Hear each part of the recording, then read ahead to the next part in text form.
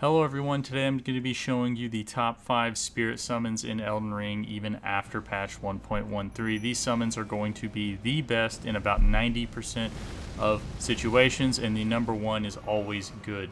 Now, so the way I tested out the spirit summons was simple. I took them against a hard boss and I see how they fared. I then would fight alongside them to see if they were better when fighting in tandem, to see what the best standalone spirit summon ashes truly were. Now obviously some of these are going to be better when you fight alongside them because they're ranged. Some are going to be better in melee. It's gonna depend, but overall I just wanted to figure out like which spirit summon, if I was to summon it, is going to be useful in the vast majority of boss fights and situations. In the number 5 spot we have Cleanrot Knight Finley. While his attacks may be somewhat mediocre, he can afflict the enemy with Scarlet Rot, and as you can see in this clip here, we do almost half of the Mesmer's health bar when you account for the Scarlet Rot. So worst case scenario versus a lot of bosses, you can just Scarlet Rot them and run around. He also has a super nice health, so he can actually withstand a lot of the boss attacks without just dying instantly, which is honestly one of the biggest issues in the DLC with spirit summons.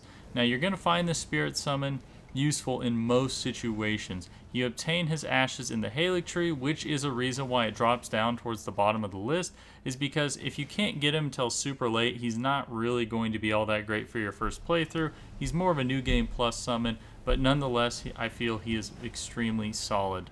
In the number 4 spot, we have Tao The Golem. This is a DLC summon, and this one might seem a little weird, but he has an astronomical health pool and really nice range attacks. If you just keep the boss on you, Tao will mow them down. You can see in this clip that once I start fighting with him, he becomes more effective when the boss isn't just perma-forcing him.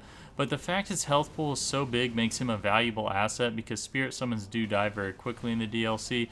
Now, in order to get him, you will need to get the DLC, but you can get him early in the DLC, which is why I really like him as well. All you need to do is make the run to the Rao base area, which is an area that you can get to the moment you get into the DLC. You just have to go run through a little tunnel, and you'll be able to find the ashes in Talu's Ruined Forge, which is going to be a little bit of a dungeon, so be ready. In the number 3 spot, we have none other than the Black Knife Teich. This spirit summon is incredibly strong still.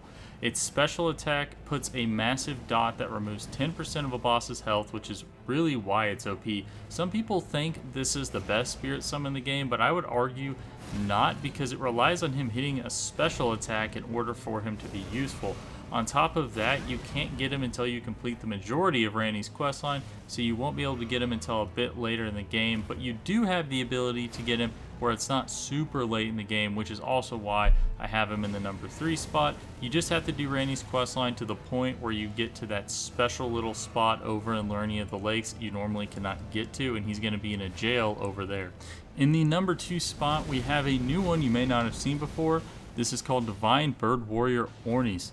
I absolutely love this summon. Now, he doesn't do status effect damage, which does kind of suck, but he has a super high health pool, a very aggressive attack kit, causing him to get aggro of the boss easier than a lot of spirit summons.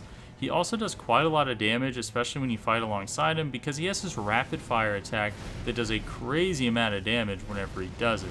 Now, it's another reason why I really like this one is that I feel like because you can get it so early in the DLC, it's very friendly for people doing their first playthroughs of the DLC. It's extremely tanky, so it will help you if, at like the very least, just tank the boss, right? So you can actually just learn movesets, make it easier, everything's not so oppressive because he actually has a moveset that'll actually keep the boss on him, whereas with most spirit summons, they don't hit the boss enough to get the aggro in the DLC, which makes it to where they just kind of turn and attack you. So this one's going to be just incredible for newer players in the DLC.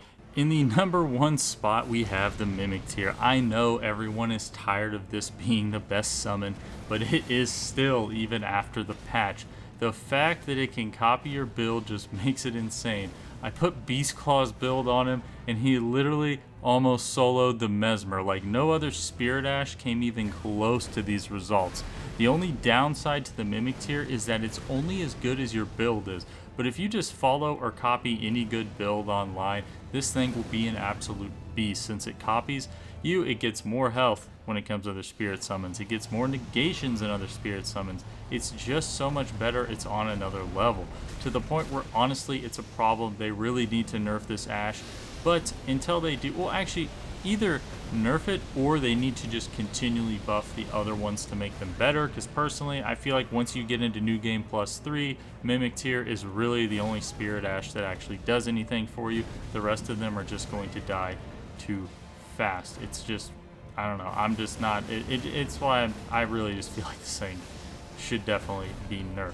And did I mention you actually can get this in the mid games? You actually can get this faster than the, like, I think all the other summons that I've pointed out here today. All you have to do is kill Radon to unlock Nokron, then it's just one run and Stone Sword Key away. So that means all you need to do is go run, get 2 pieces for the Dectus Medallion, unlock the Dectus Medallion, that'll unlock Radon's Festival. You run over to Radon, kill him. Obviously you do got to be strong enough in order to kill him, but after you do that, you will then go into Nokron, which is going to be over by Fort Height, and then you just do a little bit of a run down there and you'll be able to get it. It's extremely easy to get. And for my honorable mention, can we actually talk about Dobby, or should I say, you know, Swordsman Master Yosh? But this is one of the most fun spirit summons I have ever seen. Like, look at this guy go. Dobby is getting all of the damn socks he wants. He has like the most moves out of any spirit summon I have seen, and he actually does some pretty decent damage. When you fight alongside this guy, he'll actually prove to be pretty effective. His major downside is he seems to be pretty squishy, but you get him from the Bellarat jail. This is at the lake that is west of the Bellarat Tyler settlement, so you can actually get him fairly early into the DLC as well. You just have to go kill a jail boss, but that one is definitely one of the funnest ones to watch. Like, just watching him try to 1v1 the Mesmer is just really cool because he just has so many cool little moves and abilities. Like, he is truly a swordsman. Now keep in mind, I'm not saying that all the spirit summons are bad, but these are going to be the ones that are going to perform in 90% of situations, with the Mimic Tier always performing as long as your build is good. I'll be making some videos in the future about which spirit summons are the best in the early game, but once you hit the point where you can kill Radon in the mid game, the Mimic Tier is automatically just going to be the best one and the way to go if you're looking for what's going to be the most effective for you. But anyways, guys, I hope you enjoyed this, and use whatever summon you would like. Just because it's best does not mean it is the most fun, and that is really all that matters.